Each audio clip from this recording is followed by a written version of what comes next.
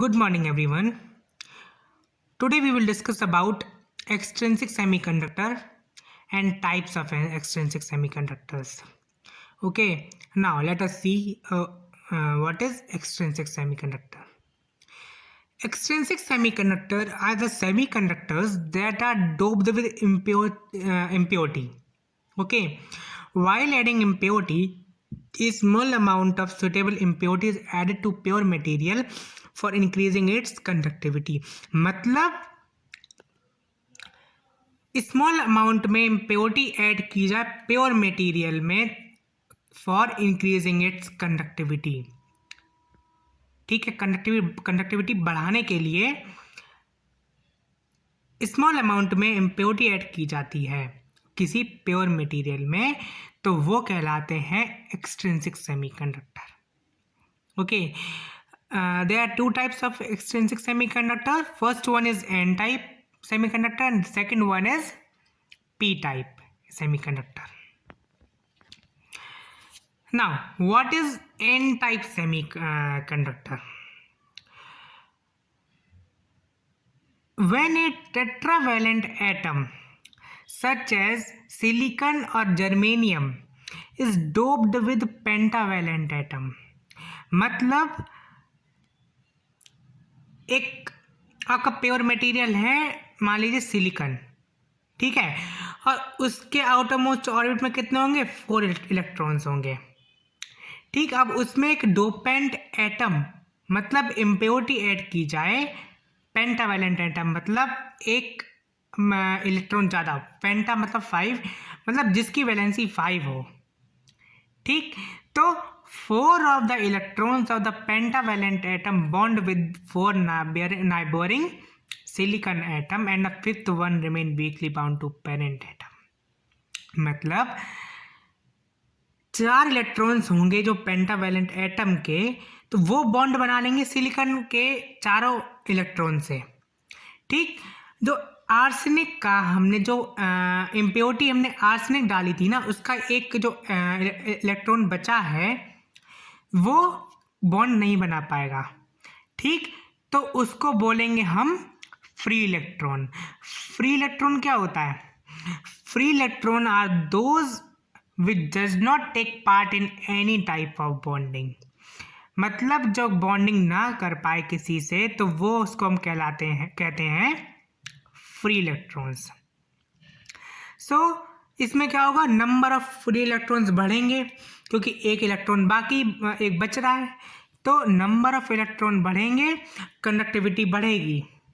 So n type semiconductor can donate electron, so it take negative charge. एक electron ज़्यादा है तो ये किसी को दे सकता है अपना एक इलेक्ट्रॉन, तो इसको क्या बोलेंगे? डोनर. इसको हम लोग डोनर भी बोलेंगे. ठीक, सो इस दे रहा है तो नेगेटिव चार्ज आएगा, तो E माइनस. नाउ डायग्राम देख लीजिए. सिलिकन के देखिए 4 इलेक्ट्रॉन्स हैं आउटरमोस्ट ऑर्बिट में, चारों में. आर्सेनिक का एक इलेक्ट्रॉन बचा है क्योंकि ये पेंटावैलेंट है, मतलब इसमें 5 इलेक्ट्रॉन होंगे, तो एक बचा है, उसको हम लोग क्या बोलेंगे?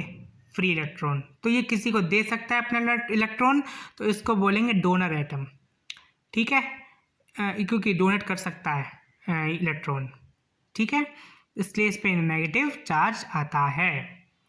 Okay,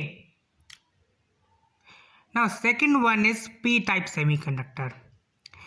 when a tetravalent atom such as silicon और germanium is doped with a trivalent impurity, मतलब उस एन टाइप में आपने पेंटावैलेंट एटम डोप किया था एज इम्प्योरिटी, और इसमें आपको करना है ट्राइवैलेंट, मतलब जिसकी वैलेंसी 3 हो, आउटर मोस्ट ऑर्बिट में 3 इलेक्ट्रॉन्स हो, वो इम्प्योरिटी आपको ऐड करनी है पी टाइप में, जैसे एल्यूमिनियम, बोरोन एटसेट्रा.